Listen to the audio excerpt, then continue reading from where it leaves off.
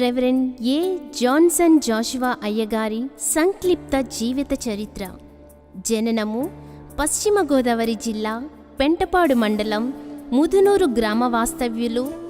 Reverend doctor Cardinal Addanki Janayya గారు, Shrimati diamond దైవాశీర్వదమ్మ గార్లకు దేవుడిచ్చిన సంతానములో తృతీయ సంతానముగా, ద్వితీయ కుమారునిగా నవంబర్ 1వ తేదీ 1967వ సంవత్సరంలో రెవరెండ్ జాన్సన్ జాషువా అయ్యగారు జన్మించిరి.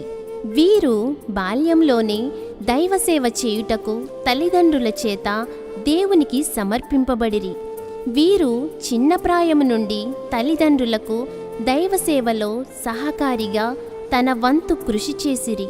విద్యాభ్యాసము బాల్యము నుండి విద్యయందు శ్రద్ధగలవారై యుండెడివారు. 1వ తరగతి నుండి 5వ తరగతి వరకు స్వగ్రామమైన ముదునూరు గ్రామములోను, 6వ తరగతి నుండి 7వ తరగతి వరకు పెంటపాడు గ్రామములోను, 8వ తరగతి నుండి 10వ తరగతి వరకు సకినేటిపల్లి గ్రామములోను విద్యనభ్యసించిరి. తరువాత హైదరాబాద్ మెయినాబాదులోని న్యూ లైఫ్ బైబిల్ కాలేజ్ నందు వేదాంత విద్య BTH విద్యను అభ్యసించిరి. 1989వ సంవత్సరంలో వేదాంత విద్య పూర్తి చేసుకొని సేవలో బలముగా వాడబడిరి. వివాహము కాకినాడ పట్టణస్థులు శ్రీ నేతల రాజుగారు, శ్రీమతి శాంతమ్మ గార్లకు దేవుడిచ్చిన ప్రథమ కుమార్తె రాజా జ్యోతి గారితో ఆగస్ట్ 23వ తేదీ 1989వ సంవత్సరంలో పరిశుద్ధ వివాహము ద్వారా ముదునూరు గ్రామములో జతపరచబడిరి. కుటుంబము వీరి కుటుంబ జీవితమును దేవుడు ప్రేమించి వారికి 3 సంతానమును దేవుడు దయచేసిరి. జ్యేష్ఠ కుమారుడు జాన్ గ్లోరియస్, కోడలు శ్రీమతి దివ్యవాణి, వీరి కుమార్తె ఏంజిలీనా గ్లోరియస్. వీరు దేవుని సేవలో తండ్రికి సహకారులుగా కొనసాగుచున్నారు. కనిష్ట కుమారుడు డైమండ్ గ్లోరియస్, కోడలు శ్రీమతి డైమండ్ మేరీ. వీరి బిడ్డలు రాయల్ డైమండ్, డైమండ్ క్వీన్. వీరు దేవుని సేవలో తండ్రికి సహకారులుగా కొనసాగుచున్నారు. కుమార్తె దైవశాంతి, అల్లుడు సుధాకర్. వీరు కుమారుడు చార్లెస్ జాన్ రాజ్. వీరు దేవుని సేవలో తండ్రికి సహకారులుగా కొనసాగుచున్నారు.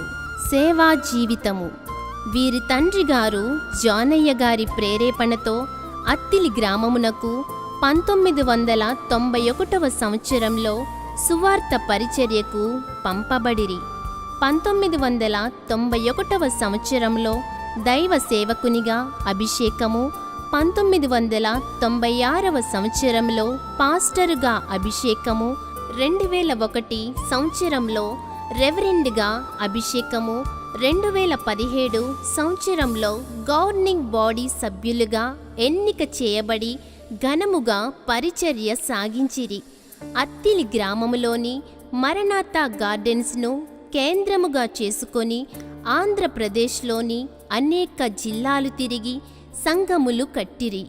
పశ్చిమ గోదావరి జిల్లా, తూర్పు గోదావరి జిల్లా, కృష్ణా జిల్లాలలో మరియు ఆయా జిల్లాలలో విరివిగా పనిచేసి అనేక సంఘములను స్థాపన చేసి అనేక మంది సేవకులకు తర్పీదునిచ్చి సంఘములను సేవకులకు అప్పగించిరి. సువార్త పరిచర్యలు వీరు బాల్యము నుండి సేవాశక్తి కలిగిన వారయుండి 6వ తరగతి చదువుచున్న సమయంలో మొదటి ప్రసంగము చేసిరి. ఆనాటి నుండి అనేక బలమైన ఉజ్జీవ ప్రసంగములు చేయుచు అనేక ఆత్మల రక్షణార్థము బలముగా పనిచేసిరి.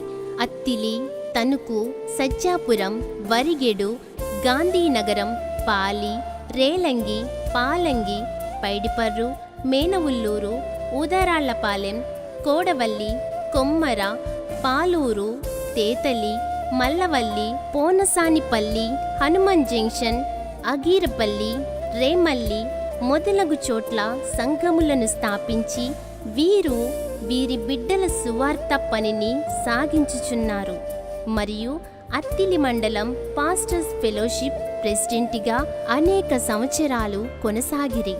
నేషనల్ క్రిస్టియన్ కౌన్సిల్ జాయింట్ సెక్రటరీగా పనిచేసిరి. అత్తిలి పరిసర ప్రాంతములలో అనేక సభలు నిర్వహించి అనేక ఆత్మల రక్షణ భారముతో పనిచేసిరి. బైబిల్ మిషను జనరల్ కన్వెన్షన్లో భోజన వడ్డన కమిటీలో చురుకుగా అనేక సంవత్సరాలుగా పనిచేయుచున్నారు.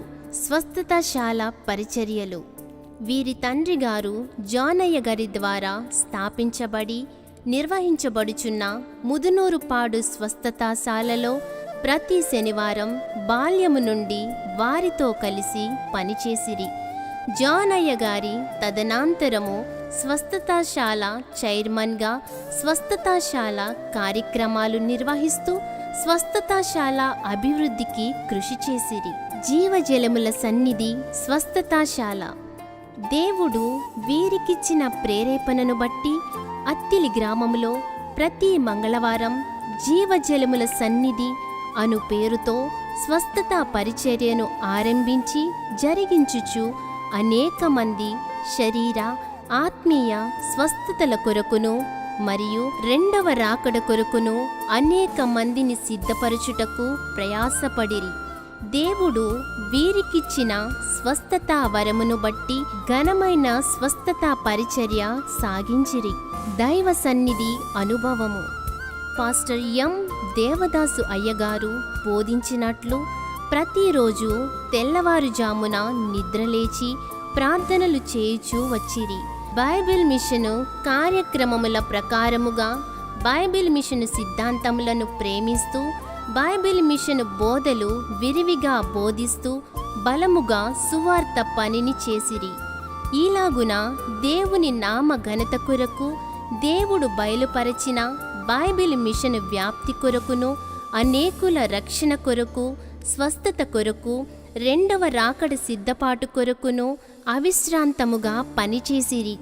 భూలోకంలోని తన చివరి రోజు సెప్టెంబర్ 22వ తేదీ 2024 ఆదివారం ఆరాధనలో పాల్గొని దేవుని బూరను గూర్చి బహుబలముగా బోధించిరి. దేవుని పిలుపును బట్టి అదే రోజు ఆదివారం రాత్రి 11:30 నిత్య విశ్రాంతి నొందుటకు నిత్య రాజ్యమునకు చేర్చబడిరి. వీరి జీవితం గొప్ప ధన్యకరమైనది. ఇట్టి వారిని తలంచుట మరియు జ్ఞాపకము చేసుకునుట మనకెంతో ఆశీర్వాదకరము. ఇట్లు ప్రభువు నందలి కుటుంబ సభ్యులు, సంఘ సభ్యులు, అభిమానులు. నిన్ను మరువలేమయ్యా జాన్సన్ అయ్యా, ఎలా మరువగలమయ్యా నీ మధుర జ్ఞాపకం. నిన్ను మరువలేమయ్యా జాన్సన్ అయ్యా, ఎలా మరువగలమయ్యా మీ తీపి జ్ఞాపకం.